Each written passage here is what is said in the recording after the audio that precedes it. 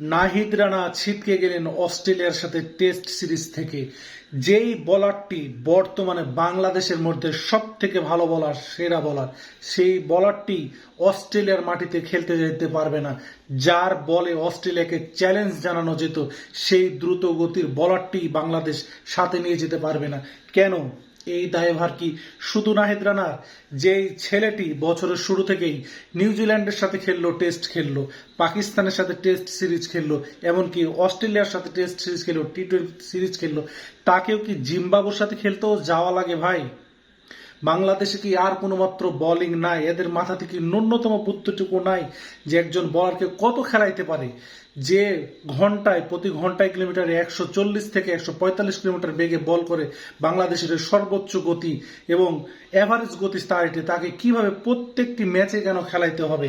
তারা কি সিস্টেমটা বুঝবে না? বাংলাদেশের ক্রিকেটটাকে তারা কবে এগিয়ে নেবে? এই যে অস্ট্রেলিয়ার সাথে গুরুত্বপূর্ণ এখন একটি সিরিজ, সেই সিরিজে নাহিদ রানার মতো একটা গতিময় বলার যে অস্ট্রেলিয়ার কন্ডিশনে, তার থেকে ভালো অপশন বাংলাদেশের জন্য আর কি হতে পারে? সেই বলারটাই ছিটকে গেল, অস্ট্রেলিয়ার সাথে খেলতে পারবে না। এই ক্ষতিটি কার? এই ক্ষতিটা বাংলাদেশ ক্রিকেট দলের, এই ক্ষতি বাংলাদেশের। তবে কেন? তামিম ইকবাল তো এখন বাংলাদেশের ক্রিকেট বোর্ড। আগে না হয় কোনো ক্রিকেটার বাংলাদেশের ক্রিকেট বোর্ডের অধীনে ছিল না, এখন তো একজন লিজেন্ডারি ক্রিকেটার আমি মনে করি বাংলাদেশের ক্রিকেটের বোর্ড প্রেসিডেন্ট। তবে কেন এখনো সেই আগের ভুলগুলো পুনরাবৃত্তি হচ্ছে? জুনিয়রদেরকে তবে সময় দিবে কবে? আমরা যদি জিম্বাবুর মতো টিমের সাথে যদি নতুনদেরকে সুযোগ দিতে না পারি, কাদের সঙ্গে? এখন কি আমরা অস্ট্রেলিয়ার সাথে তবে নতুনদেরকে বাধ্য হয়ে নিয়ে যাব? এই সিচুয়েশন বা জেনারেশনের একটা মুভমেন্ট কবে তৈরি হবে, কখন কাকে খেলাতে হবে, এটা কবে বুঝবে?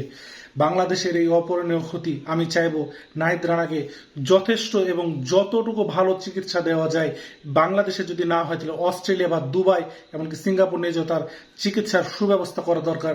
সে আমাদের দেশের একটি সম্পদ, তার কিন্তু যত্ন নিতেই হবে, না তো সেও কিন্তু শেষ পর্যন্ত হারিয়ে যাবে। অনেক অনেক বলার যারা শেষ পর্যন্ত প্রথমে ঝলক দেখালো, পরে আর রিকভারি করতে পারেনি।